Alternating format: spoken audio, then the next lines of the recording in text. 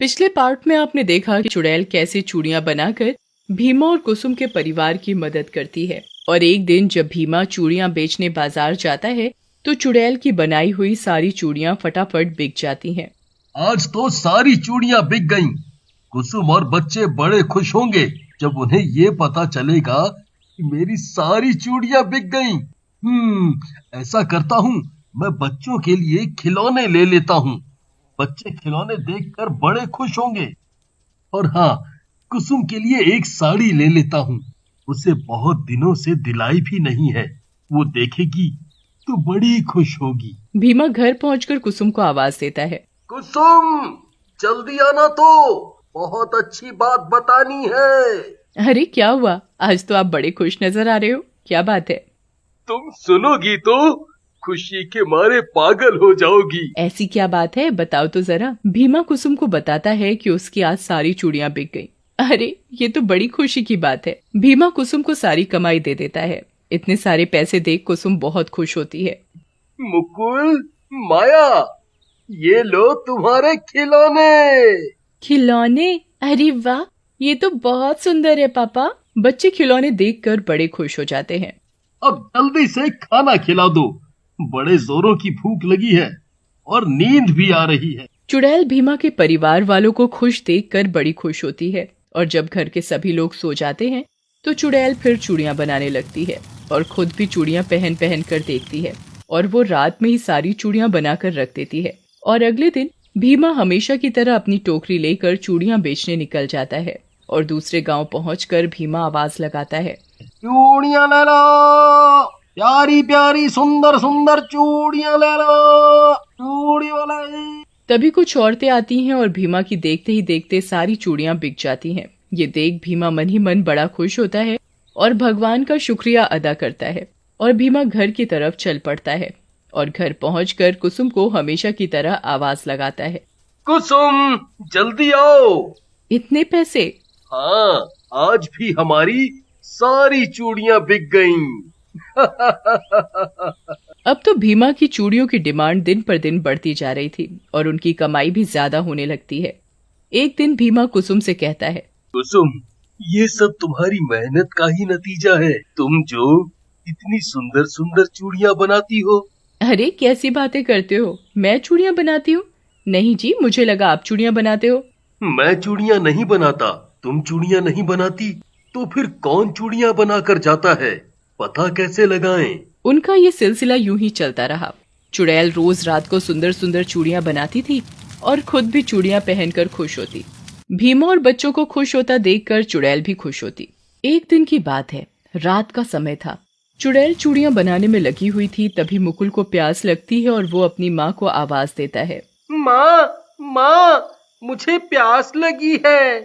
कुसुम मुकुल की आवाज नहीं सुनती और मुकुल अपने आप पानी पीने चला जाता है और वो देखता है कि उसके दूसरे कमरे से चूड़ियों के खनकने की आवाजें आ रही हैं। और मुकुल दूसरे कमरे में चला जाता है और वो वहां देखता है कि एक डरावनी चुड़ैल चूड़ियां बना रही है और वो देखकर डर जाता है और जाकर अपनी माँ को उठाता है। माँ, माँ उठो, माँ उठो। पर कुसुम गहरी नींद की वजह से नहीं उठती और मुकुल चुपचाप अपनी जगह पर सो जाता है। और अगले दिन, माँ, माँ, पता है रात को एक चुड़ैल आंटी हमारी चूड़ियां बना रही थी। क्या बोल रहा है, चुड़ैल, वो भी हमारे घर में? कुसुम मुकुल की बात पर जरा भी विश्वास नहीं करती है। रात होती है और घर के जब सभी लोग गहरी नींद में सो रहे होते हैं। वो दिन में तो किसी को नहीं दिखती थी पर रात को वो अपने आप को छुपा भी नहीं सकती थी। आज तो मैं ऐसी चूड़ियां बनाऊंगी कि लोग देखते ही रह जाएंगे। चुड़ैल चूड़ियां बनाने में लग जाती है और चूड़ियां बनाते बनाते उसका मन होता है कि वो भी अपने पूरे हाथ भरकर चूड़ियां पहने और वो हाथ भरकर चूड़ियां पहन लेती है और खुशी के मारे नाचने लगती है और फिर चूड़ियां बनाने लगती है। तभी भीमा को चूड़ियों की आवाजें आने लगती हैं और वो कुसुम को उठाता है। कुसुम, उठो। क्या है, इतनी रात में क्यों जगा रहे हो? इतनी अच्छी नींद आ रही है और तुम मुझे परेशान कर रहे हो। कुसुम, उठो। कुसुम उठकर बैठ जाती है। क्या है, अब बोलो भी। ये आवाज सुनो, चूड़ियों की आवाज। ये हमारे घर में चूड़ियों की आवाज कैसे आ रही है? अरे हाँ, ये तो चूड़ियों की आवाज है। धीरे बोलो, देखते हैं कौन है।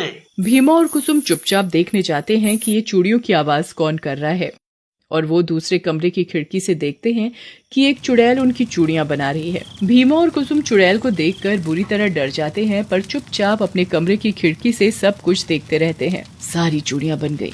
अब भीमा, कुसुम और बच्चों को कभी भी पैसे की दिक्कत नहीं होगी। ये सब देख भीमा और कुसुम चुपचाप अपने कमरे में आ जाते हैं और दोनों आपस में बातें करते हैं। ए जी, सुनते हो, ये चुड़ैल तो हमारी मदद कर रही है। हाँ, हमें तो पता ही नहीं चला कि चुड़ैल हमारी मदद कर रही है। इसने जब हमारी इतनी मदद की है तो हमें भी चुड़ैल के लिए कुछ करना चाहिए। भीमा और कुसुम सो जाते हैं और अगली सुबह भीमा अपने काम पर चला जाता है और कुसुम अपने घर के काम में लग जाती है। और शाम को भीमा चुड़ैल के लिए बहुत ही सुंदर साड़ी लेकर आता है और कुसुम भी चुड़ैल के लिए बढ़िया बढ़िया खाना और मिठाई बनाती है।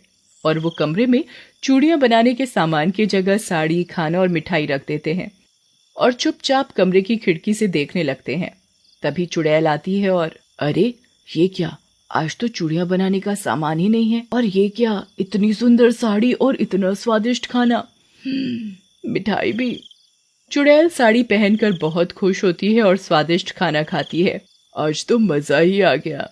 चुड़ैल खुशी से नाचने लगती है। चुड़ैल को खुश होता देख भीमा और कुसुम भी खुश होते हैं और अपने कमरे में जाकर सो जाते हैं।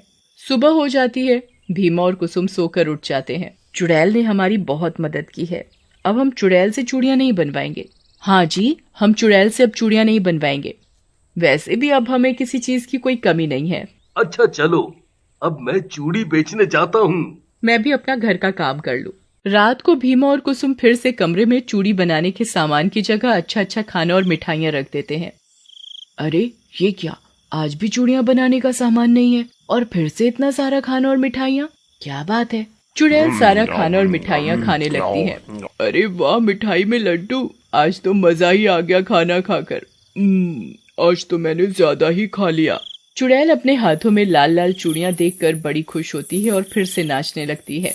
मेरे हाथों में लाल लाल चूड़ियां हैं, मेरे हाथों में लाल लाल चूड़ियां हैं। भीमा और कुसुम चुड़ैल को नाचते और खुश होते देखकर बड़े खुश होते हैं और वो दोनों अपने कमरे में चुपचाप जाकर सो जाते हैं। और अगले दिन इस चुड़ैल ने हमारी और हमारे बच्चों की बहुत मदद की है। ये चुड़ैल तो हमारे लिए फरिश्ता बनकर आई है, नहीं तो हम भूखे ही मर जाते और पता नहीं हमारा क्या होता। हमें भी चुड़ैल के लिए कुछ करना चाहिए। मतलब, मैं कुछ समझा नहीं।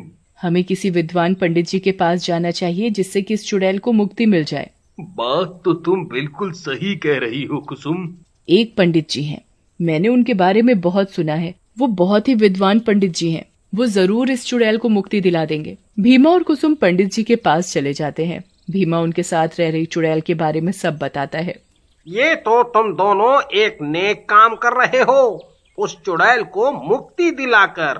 पंडित जी, उस चुड़ैल ने हमारे परिवार के लिए बहुत कुछ किया है, तो हमारा भी कुछ फर्ज बनता है उस चुड़ैल के लिए।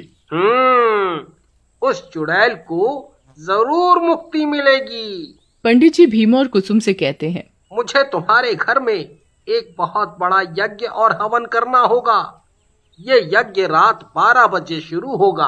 ये यज्ञ पूरी रात चलेगा। तुम कल यज्ञ और हवन की अच्छे से तैयारी कर लेना। मैं कल रात को तुम्हारे घर आऊंगा। रात होती है। भीमा और कुसुम सारी तैयारी कर लेते हैं। तुम दोनों ने सही से हवन की तैयारी कर ली? जी पंडित जी, हमने सब तैयारी कर ली है। ठीक है, 12 भी बज चुके हैं। अब हमें यज्ञ शुरू कर देना चाहिए। पंडित जी यज्ञ शुरू कर देते हैं। मंत्रों का जाप होने लगता है, आहुतियां डलने लगती हैं। तभी अचानक कमरे की लाइट अपने आप जलने और बुझने लगती है। खिड़कियों की आवाजें आने लगती हैं। सब लोग अपनी अपनी जगह पर चुपचाप बैठे रहो। कोई भी अपनी जगह से हिलना मत। ये सब चुड़ैल कर रही है। तभी अचानक कमरे में हो रहा सब ठीक हो जाता है और अचानक चुड़ैल सामने आती है। हे पंडित, तूने मुझे क्यों बुलाया? क्यों अपनी मौत को दावत दे रहा है? मैं तुझे जिंदा नहीं छोड़ूंगी। मैंने तुझे इसलिए यहाँ बुलाया है कि तेरी मुक्ति हो सके। ये सब यज्ञ हवन भीमा और कुसुम करवा रहे हैं। तूने इन लोगों की बहुत मदद की है। ये चाहते हैं तुझे मुक्ति मिल जाए। ये सब सुन चुड़ैल की आंखों में आंसू आ जाते हैं और वो रोने लगती है। मैं इतने वर्षों से भटक रही थी, तभी अचानक एक बिजली की रोशनी आती है और चुड़ैल उस बिजली की रोशनी में गायब हो जाती है।